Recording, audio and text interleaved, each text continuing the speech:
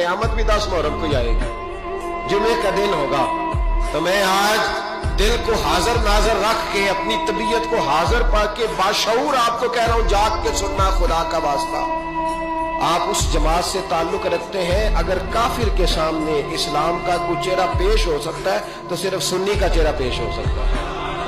खत्म हो गई बात। वरना कोई सहाबी का बेअदब है, कोई अहले बैत नबूवत का, आज मुझे कह लेने दो, खुल के कह लेने दो।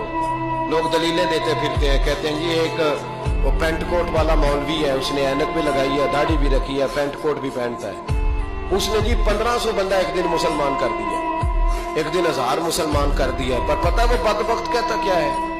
वो कहता है अमीरुल मोमिनीन यजीद रदी अल्लाह ताला को, मैं क्या करूं उसके 1500 मुसलमान को या 2000 उसके कलमा और वो जी बड़ी दलीलें देता है। वो दलीलें संभाल के रखे, वो दलीलें जो जी बड़े लोग उसके साथ होते हैं। तो करबला के मौके पर ज्यादा लोग यजीद के साथ थे, ज्यादा लोग, हम कसरत के कायल नहीं, हम हक के कायल हैं।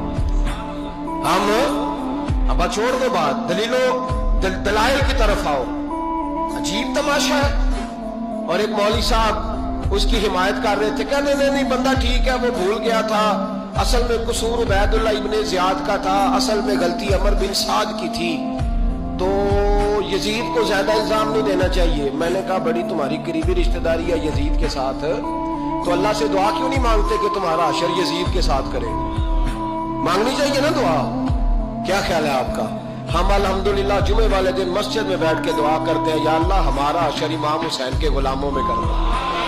तो तू भी करना जुर्रत कर, जुर्रत हमारी जुर्रत देख। हम ये नहीं कहते उनके साथ कर, हम कहते या अल्लाह हमारा अशर उनके, हमारी जुर्रत देखो, हम उनके गुलामों में, कदमों में, नौकरों में बैठने को दुआ मांग रहे हैं, या अल्लाह हमारा उनके गुलामों में, गुलामों के। तू भी जुर्रत कर दलेरी, कर जुर्रत, क्या या अल्लाह मेरा अशर यजीद के साथ कर दलेरी, अगर इतना ही अच्छा था तो।